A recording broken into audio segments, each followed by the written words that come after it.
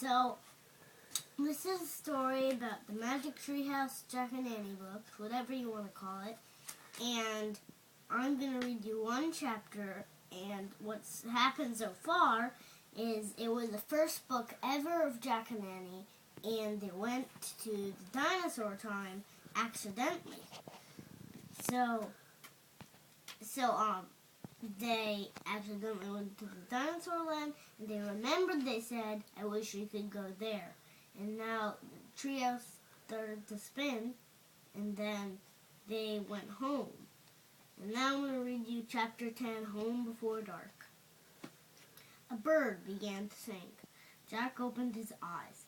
He was still pointing to the picture of the Frog Creek woods. He peeked out of the treehouse window. Outside, he saw the exact same view. "We're home," whispered Annie. The woods were lit with a golden late afternoon light. The sun was about to set. No time has passed since they'd left. "Jack, Annie," a voice called from the distance. "That's Mom," Annie said, pointing. Jack saw their mother far away. She was standing in front of their house. She looked very tiny. "Annie, Jack," she called. Annie stuck her head out of the window and shouted, "Coming!" Jack still felt dazed. He just stared at Annie. "What happened to us?" he said.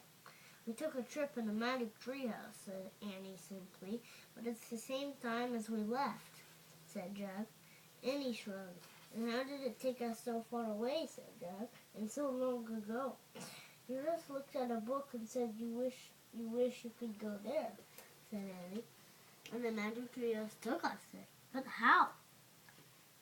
said Jack. "You built this Magic Treehouse. Who put all these books here?" "A magic person, I guess," said Annie. "A magic person? Oh, look," said Jack. "I almost forgot about this."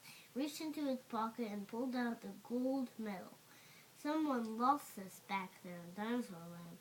Look, there's a letter M on it." Annie's eyes got round. "You think M stands for magic person?" she said.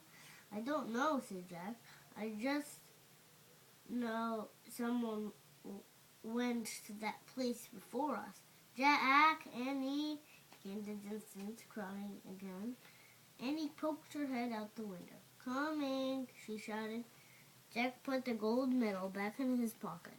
He pulled the dinosaur book out of his pack and put it back with all the other books. Then he and Annie took one last look around the treehouse. "Goodbye, house," whispered Annie. Jack slung his backpack over his shoulder. Then he pointed at the ladder. Annie started down. Jack followed. Seconds later, they hopped onto the ground and started walking out of the woods. "No one's going to believe our story," said Jack. "So let's not tell anyone," said Annie. "Dad won't believe it," said Jack. "He'll say it was a dream," said Annie. "Mom won't believe it," said Jack. "She'll say it was pretend." "My teacher won't believe it," said Jack. "She'll say you're nuts," said Annie. "We better not tell anyone," said Jack. "I already said that," said Annie. Jack sighed. "I think I'm starting to not believe it myself," he said.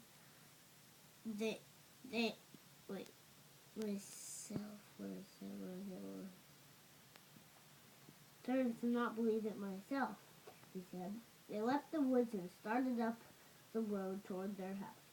As they walked past all the houses on their street, the trip to dinosaur time did seem more and more like a dream. Only this world and this time seemed real. Jack reached into his pocket. He clasped the gold medal. He felt the engraving of the letter M. It made Jack's fingers tingle. Jack laughed. Suddenly, he felt very happy.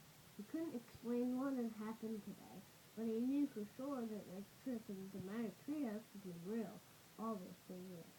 "Tomorrow," Jack said softly, "we'll go back to the woods." "Of course," said Annie. And we'll climb up to the treehouse, said Jack. Of course, said Annie. And we'll see what happens next, said Jack. Of course, said Annie. Where to? They took off together, running for home.